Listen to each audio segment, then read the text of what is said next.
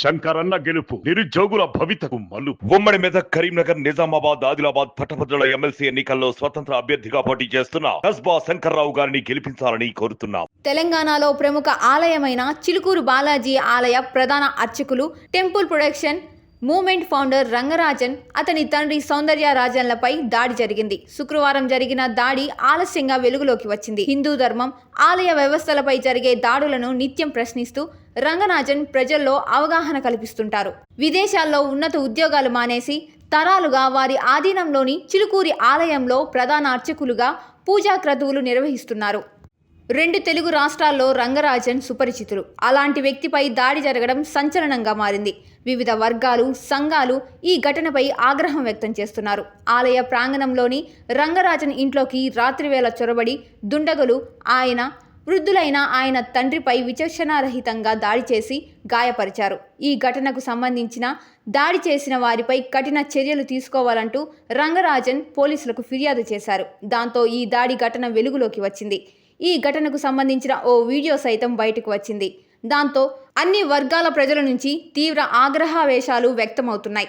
దేశవ్యాప్తంగా ఎంతో ప్రాచుర్యం పొందిన రంగరాజు గారిపై జరిగిన దాడిని 2 రోజులవుతున్నా బయటకు రాకుండా గుప్యంగా ఉంచడంపై పలు అనుమానాలు వ్యక్తమవుతున్నాయి.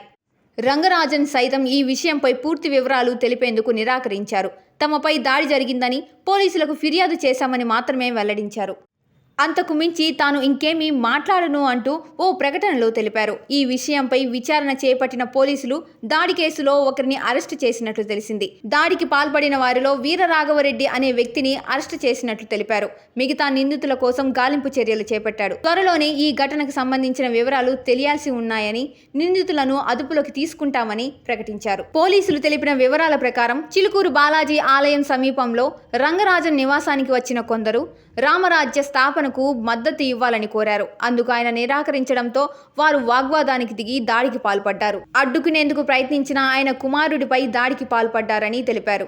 రంగరాజన్, సౌందర్య రాజన్లపై దాడి జరిగిన విషయంపై హిందూ సంఘాలు తీవ్ర ఆగ్రహం వ్యక్తం చేస్తున్నాయి. దాడికి పాల్పడిన వాళ్ళు, అందుకు సహకరించిన వారిపై చర్యలు తీసుకోవాలని, వారిని కఠినంగా శిక్షించాలని డిమాండ్ చేస్తున్నారు. సున్నితమైన వ్యవహారం కావడం వల్ల హిందూ సంఘం కార్యకర్తలు నిరసనకు దిగే అవకాశం ఉండడంతో పోలీసులు జాగ్రత్తగా వ్యవహరిస్తున్నారు.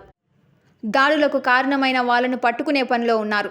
హిందూ సమాజాన్ని భక్తి మార్గం వైపు నడిపించడంలో, వివిధ సమస్యలపై తనదైన అభిప్రాయాన్ని వ్యక్తం చేయడంలో చిలుకూరు ఆలయ ప్రధాన అర్చకులు రంగరాజన్ ముందుంటారు. రాష్ట్రంలో ఎక్కడ సనాతన ధర్మానికి ఇబ్బంది కలిగినా తాను ముందుంటానని చెబుతుంటారు. అలాంటి వ్యక్తిపై దాడి జరగడంతో ఆయా వర్గాల ప్రజల నుంచి వ్యతిరేకత వ్యక్తం అవుతోంది. ప్రభాత సూర్యుడు జాతీయ తెలుగు దినపత్రిక. ప్రతి అక్షరం నిజం వైపు. నిజం దాగదు, వార్త ఆగదు.